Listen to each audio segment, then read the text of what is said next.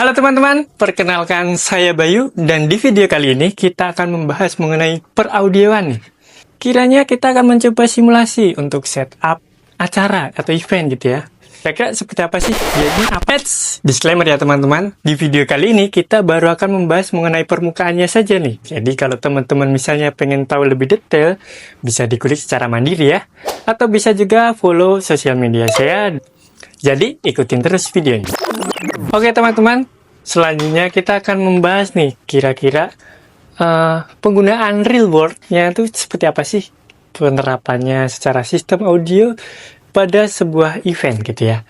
Kita di sini skenario-nya adalah kita mau bikin sistem audio untuk di seminar gitu ya, seminar. Jadi kita di sini coba skenario kan di event ini. Kebutuhan acaranya itu dia memiliki 2 narasumber gitu ya. Lalu ada juga 1 moderator, ada juga 2 MC. Lalu nanti kita ada note buat menyiapkan bakal ada Q&A di audience. Dan juga ada live musik nih, live musik performance. Dan nanti bakal ada playback musik. Nah, dari sini kita akan coba analisa kira-kira kebutuhan audionya itu seperti apa. Anggap aja kita di sini secara sistem sound-nya itu sudah ada ya, maksudnya kita akan membahas mengenai inputnya dulu, gitu. Nah, di audio system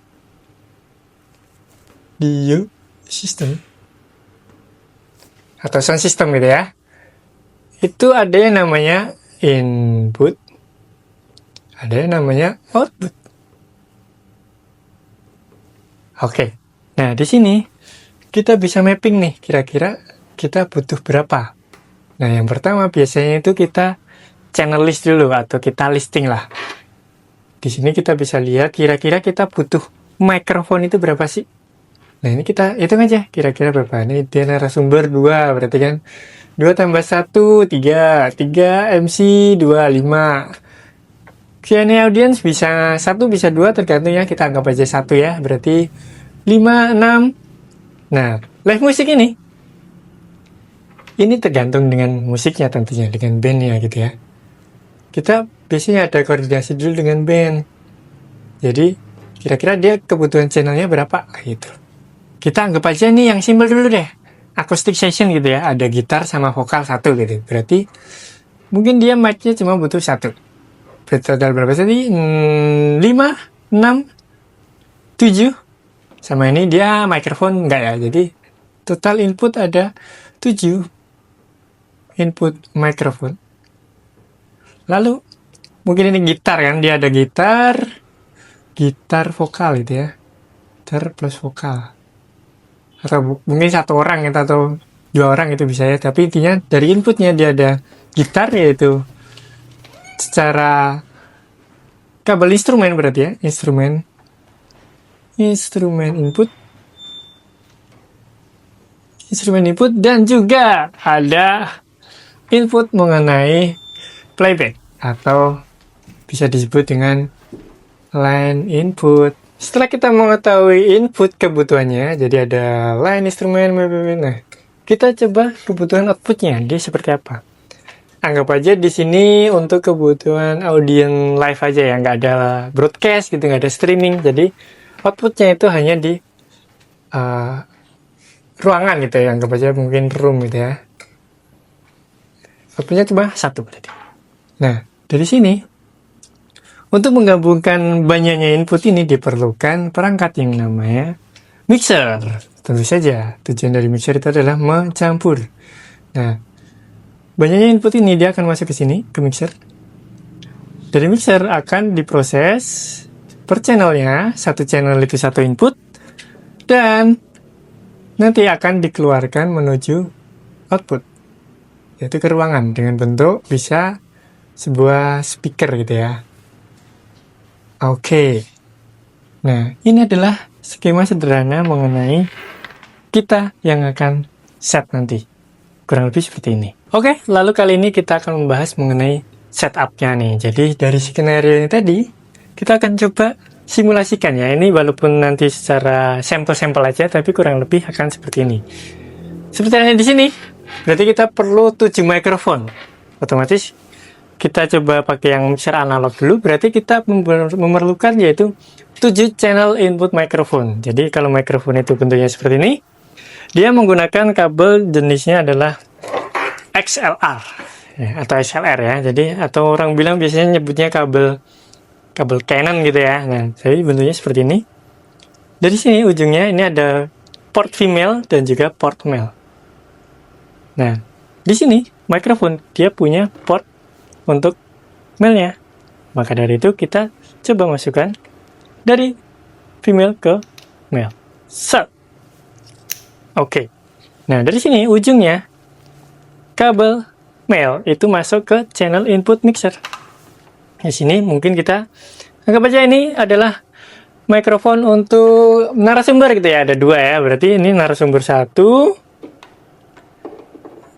gini, set. Lalu mic 1 lagi kita tancapkan di nomor 2. Lalu begitu seterusnya sampai kita memerlukan 7 mikrofon. Lalu ketika di sini ada gitar gitu ya. Nah, gitar itu dia biasanya ada tancapan atau colokan untuk direct gitu ya. Direct in itu menggunakannya kabel instrumen. Jadi sebagai contoh, kabel instrumen itu seperti ini. Dia bentuknya TS gitu ya. T sama S. T itu tip ujung, S itu sleeve. Jadi ini TS. Kalau misalnya ada ringnya satu lagi, berarti dia TRS, yaitu tip ring sleeve gitu. Nah, instrumen itu dia pakainya yang TS. Tapi kalau kita memakai instrumen, sangat direkomendasikan kita itu tidak memakai kabel instrumen ini yang panjang. Kita pakainya yang sekitar 3 meter atau bahkan 5 meter gitu ya. Karena kabel TS ini sangat rentan terhadap noise gitu. Jadi sangat dianjurkan kita itu menggunakan alat yang namanya direct box seperti ini. Nah, itu nanti akan mengkonversi sinyal ini dari TS itu menjadi sinyal menggunakan kabel XLR. Jadi kalau kita menggunakan instrumen, sangat direkomendasikan menggunakan kabel ini tuh pendek saja. Karena kabel ini merupakan kabel unbalance. Jadi ada perangkat yang namanya itu direct box. Itu akan mengubah sinyal unbalance ini tadi menjadi sinyal balance, yang mana dia itu outputnya merupakan kabel XLR. Jadi masukannya nanti pada akhirnya juga akan XLR. Jadi bisa juga 8 channel ini merupakan kabel mic dan juga instrumen gitar gitu ya untuk channelnya. Tapi kabelnya dia XLR dan ujungnya dia kabel instrumen dikonversi menggunakan direct box. Lalu satu lagi tadi ada playback musik gitu ya. Nah, playback musik ini mungkin seperti kayak dari laptop atau dari handphone. Itu kan biasanya pakai yang 3,5 tuh ya outputnya. Nah, itu merupakan sinyal output line. Nah, sinyal output line nanti bisa masuk langsung ke colokan atau channel untuk line input. Seperti halnya di sini. Nah, ini baru bisa kita pakai yang TS nih. Bisa masuk ke sini. Tapi itu tadi sama dia. Jadi kalau kita pakai TS yang panjang itu bisa jadi sangat rentan terhadap noise. Jadi bisa jadi pertimbangan. Oke, seperti itu untuk di mixer analog. Kali ini kita akan mencoba di mixer digital nih. Jadi kira-kira setupnya itu perbedaannya seperti apa sih? Nah, di sini di belakang sini back panel, jadi ada inputnya juga kurang lebih seperti ini. Jadi hanya bedanya di belakang aja. Coba kita simulasikan kita pakai channel nomor 1 ya. Nah, channel nomor 1 kalau di mixer digital kita belum tentu paling kiri itu nomor 1 guys. Jadi ini mungkin kita anggap aja nomor 1, tapi bukan. Jadi kita harus pastikan kita itu memilih layer yang tepat di sini. Jadi layernya kita pilih channel 1 sampai 8. Oke, nah berarti di sini baru ini tuh merupakan channel 1. Channel 2 dan seterusnya. Kalau kita pilih layer yang setelahnya, layer 916, berarti ini merupakan channel 9. Jadi nanti koneksi portnya di belakang itu akan merupakan mewakili channel 9. Di sini channel 9. Nah, kita coba, aku mikrofon sudah tancapkan di channel nomor 1 ya. Mari kita coba cek, tes. Kita coba atur gainnya dulu. Seperti halnya di analog tadi, gainnya merupakan gerbang utamanya dari sinyal ya. Di sini, kita jangan lupa select channelnya yang mau kita atur. Lalu kita ubah gainnya di sini. Kita putar gain di sini ya. Kita buka, cek sampai sinyalnya sudah naik. Cek 1 2 3, cek 1 2 3. Nah, di sini pun terlihat juga levelnya sudah masuk ke fader master gitu ya. Kalau misalnya fader masternya di sini kita turunkan, channelnya dia tidak nampak. Tapi di sini juga ada fitur yang namanya solo. Ketika aku klik solo, maka dia seperti halnya PFL tadi di mixer analog gitu ya. Nah, di sini kita bisa listen nih, kita bisa solo atau dengarkan satu channel itu saja. Setelah itu, ketika sinyalnya sudah masuk, fadernya naik ya, fadernya naik. Lalu masternya juga naik, cek. Nah, di sini sinyalnya berarti dia sudah sampai ke output, jalur output. Setelah itu, port output dari mixer ini tinggal kita hubungkan dengan speaker. Di sini kita pakai speaker yang sama.